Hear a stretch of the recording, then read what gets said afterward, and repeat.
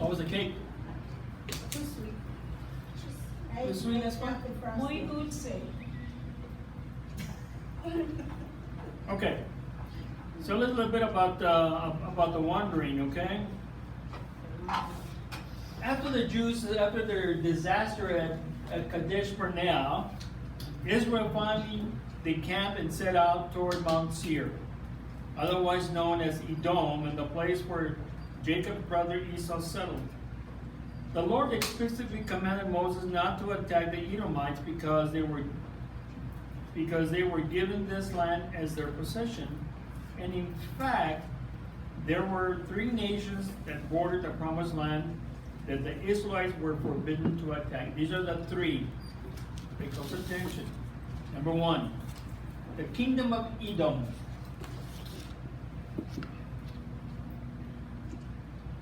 This is Deuteronomy 2, verses 1 through 7.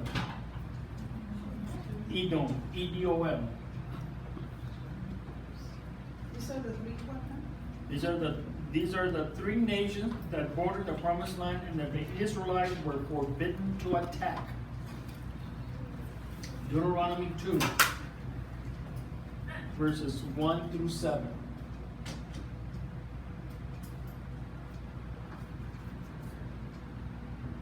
Now the reason why they didn't attack Edom was because the Edomites were descendants of Jacob's brother Esau. And the land surrounding Mount Seir had been given to Esau and his descendants by God as an inheritance. That's why they didn't attack the Edomites. Okay. Number 2, the kingdom of Moab.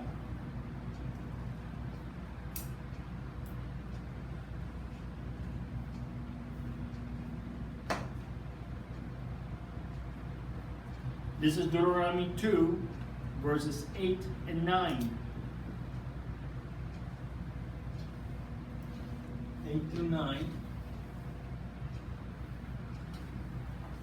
The Edomites were descendants of Lot's first son, Moab, from his oldest daughter. Moab means from Av. So put Moab. No. Yes, Arribita. Put Moab again.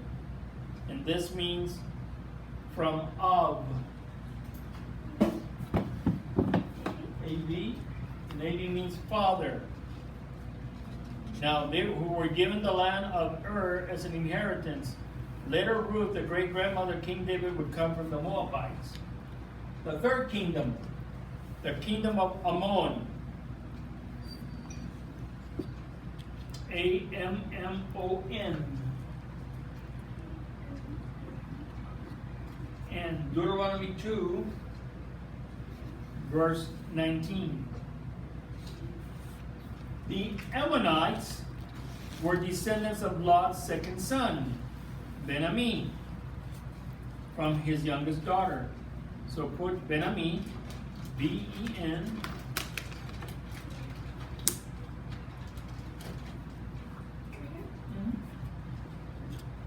E-N dash Ami, A-M-M-I, M-I, double M-I, Ben-Ami, and this means son of my people.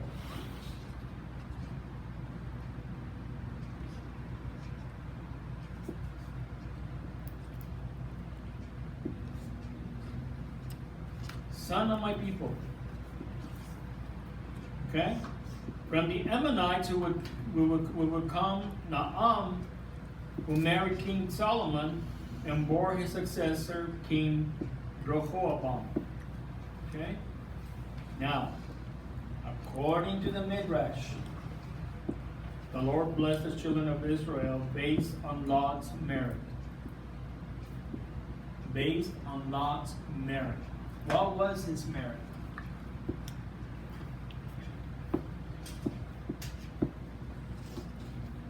What was his merit? Anybody? About being angels when he offered his daughters? No. According to the Midrash, the Lord blessed the children of Lot based on Lot's merit. Here it is. Lot knew the truth when Abraham traveled to Egypt. When Abraham goes into Egypt, what does he tell Sarah? Okay. You're my sister, not my You're my wife. sister, right? So, Lot knew the truth when Abraham traveled to Egypt and pretended that Sarah was his sister. But he kept the secret despite the risk involved. Also, the daughters of Lot were ascribed a certain merit for wanting to repopulate the earth after the apocalyptic war they experienced during the destruction of Sodom and Gomorrah. Now, the Amorites were descendants of Noah's son, Ham.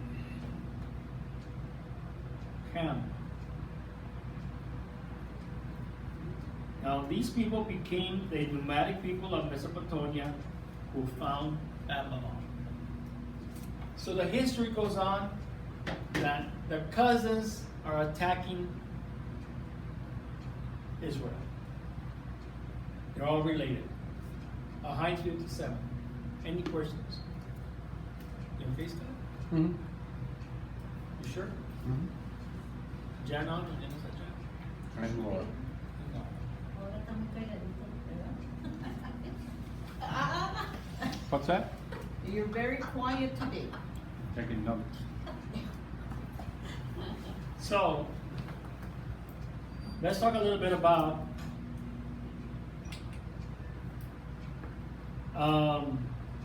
the Amorites were also identified generic as the Canaanites. This is in Numbers 14, verse 43.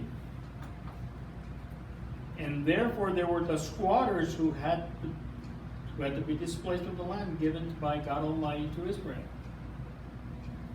Spiritually, very important what I'm saying here, spiritually understood that the 7 nations of Canaan were occultic worshippers, and the land was planted by Satan in an attempt to displace Bnei Israel.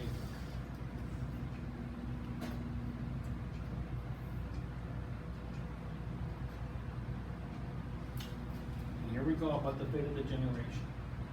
Can you erase that? Did you already get this before you can erase it? You erase it, maybe?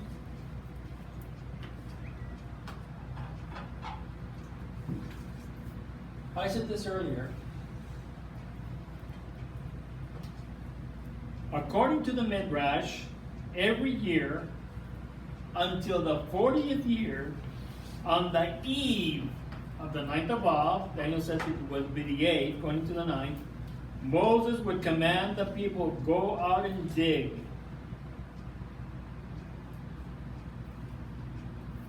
And the people would leave the camp and dig graves and sleep in them overnight. So the following morning, a messenger would proclaim, let the living separate from the dead. 15,000 would die that very night, but the survivors will return to the camp for another year. I never done the math. It was 15,000 every year times 40. Hold on, I'll do it real fast. 15 times 40. What is it? Here in genius, right? 60. 600,000. 600,000. Every year, 15,000 would die. From the ages of 22. 20. From the ages of 22 to 60. 60. Interesting. 15,000 would die every year. Now, this went on for 5. Okay, this went on. Oh, there's something here interesting here. This occurred year after year, but on the 40th year, no one died. Since they thought that they might have miscalculated the days, they slept in the graves an additional night, and this went on for 5 nights until the 15th of Av, when they saw the full moon, and they realized that their calculations were correct, and rejoiced, and no more of the first generation would die.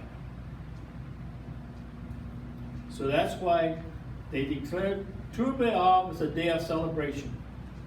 The desert generation had finally died off, and the new generation was finally ready to enter the land. So, write this brook, Mina. Brook of Sared. I want someone to read it. Deuteronomy 2, verses 13 through 16. Brook of Sared. Z-A-R-E-D. Brook, B-R-O-O-K. Brook of Sared, Z-A-R-E-D. This is Deuteronomy 2, verses 13 through 16. Anybody want to read that? 13 through 16. No? Go ahead. And the Lord said, now get up and cross the Sared Valley. So we crossed the valley.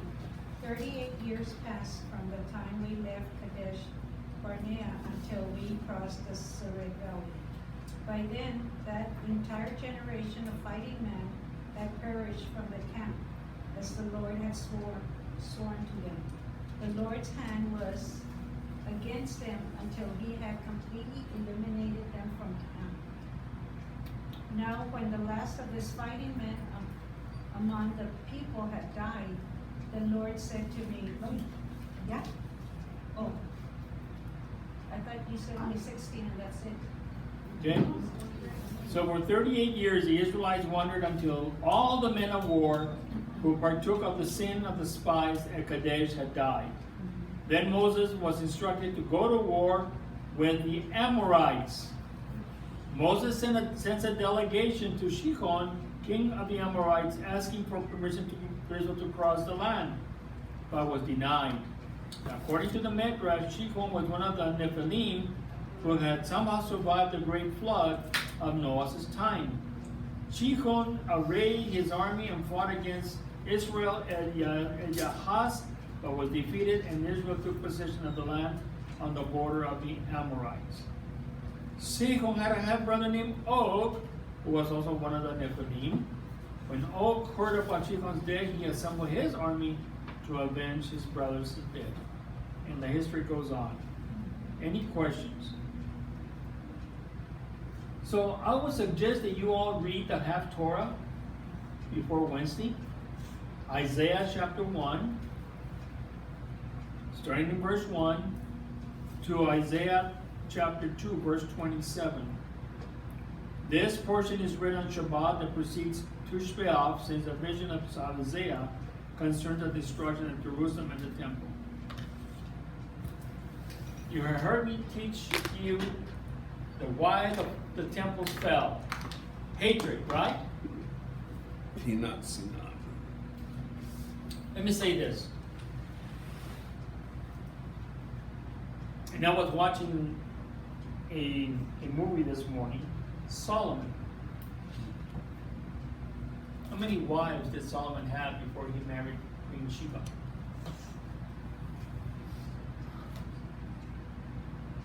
Any idea? Kissed a lot of frogs, I guess. I'm sorry? Kissed a lot of frogs, huh? At the time before he married Queen Sheba, he already had over 700 wives. That's not Well, she wasn't Jewish either, right? What was her basic pagan religion? Egyptian. Okay. I know. And the biggest sin that that Solomon did was starting to worship other gods. And God forewarned him.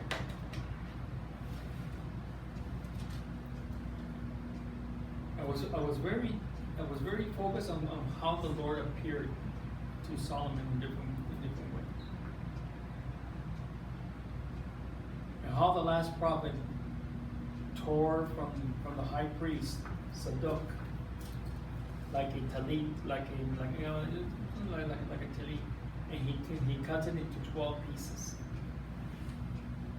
He says, "What'd you do that for?" "I'm going to deliver the peace to each of the tribes." 10 tribes to the north and 2 to the south, right?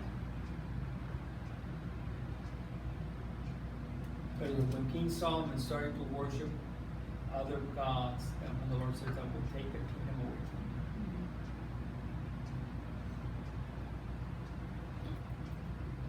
you." Isaiah has a vision, and that vision is coming to fruition. I'm going to end here with this. You go to the New Testament, and we read this last week, a little part of it, in Acts chapter 7. I believe Scotty was the one who brought us, who shared this with us last week.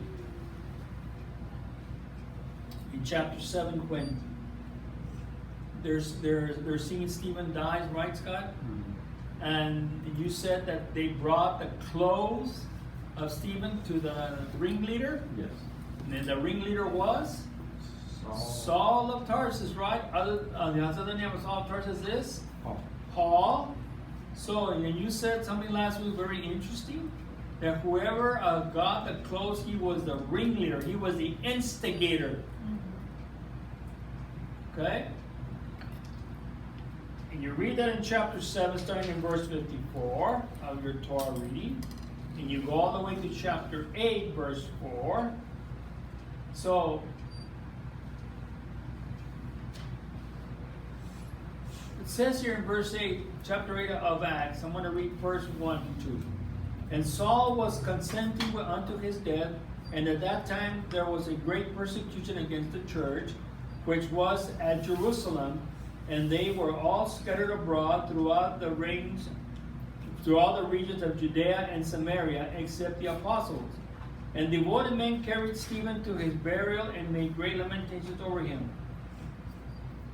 Verse 3, "As for Saul, he made havoc of the church, entering into every house, and hauling men and women, committed them to prison. Therefore, they were all scattered abroad, and they went everywhere preaching the word."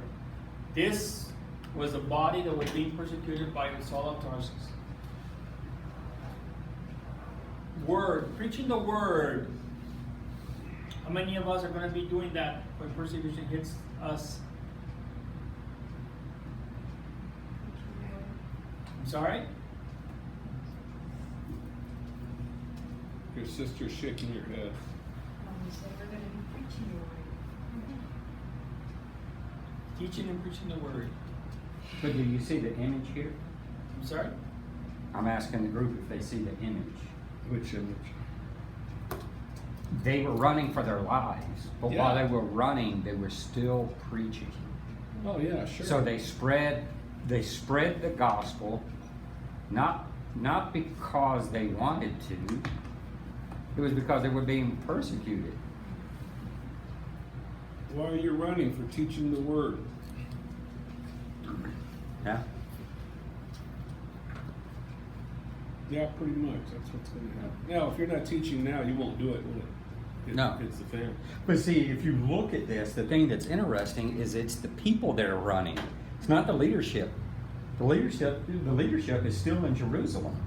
It says it right here. Look. Say it, show it.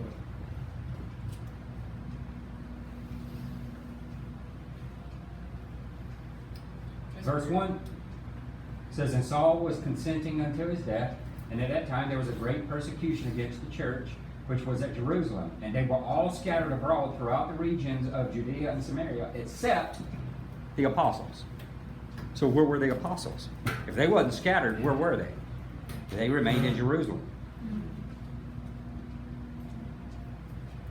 But I don't understand why they were running if they had faith. Why were they running? Running has nothing to do with you not trusting God. Their lives were literally being threatened. You're going to be thrown. Now, Paul couldn't kill them. He could imprison them, but he couldn't kill them. Let that sink in. They were running from imprisonment. They wasn't running from being killed. They were running from imprisonment. FEMA camps. Or concentration camps, or whatever you want to call them. Ghetto. Yeah. Nazis. Skinheads. Well, you know, that is could we say that that was a prime example of the word I want to use here, persecution is what the good word persecuted. But the word that I'm looking for is that you said concentration camp, right? What was the word that separated the Jews from the rest of humanity?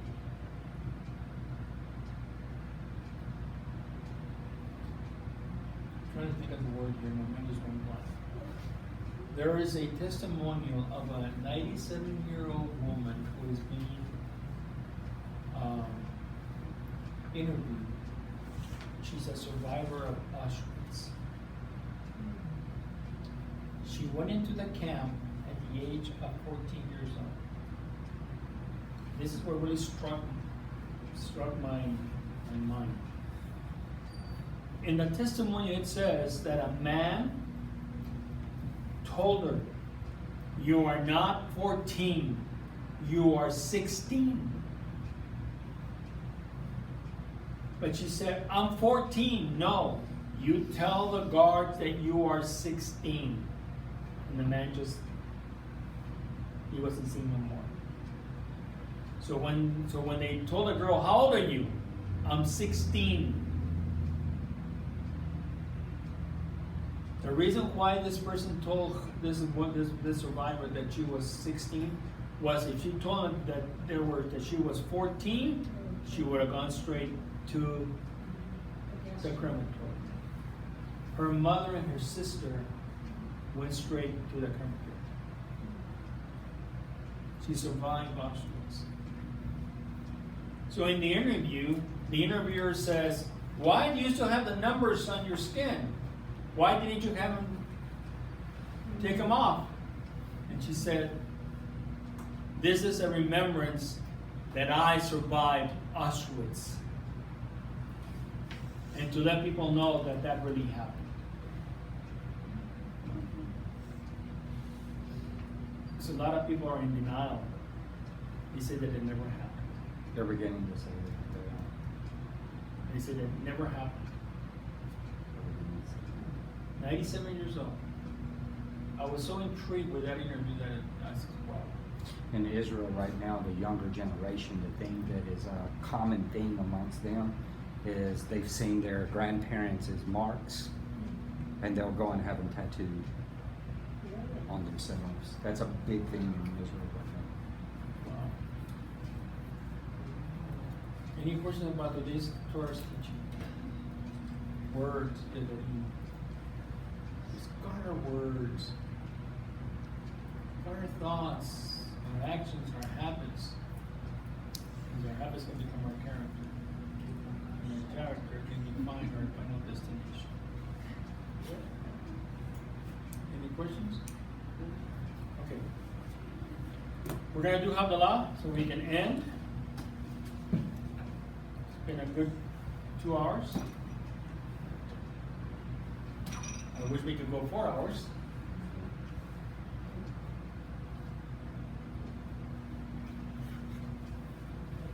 now. Hey, stop. I'm sorry? Stop. Stop. Stop. She's yawning. Uh-oh. I know, I saw her. Uh-oh. You're yawning, mija? Why are you yawning? ¿Por qué are you yawning?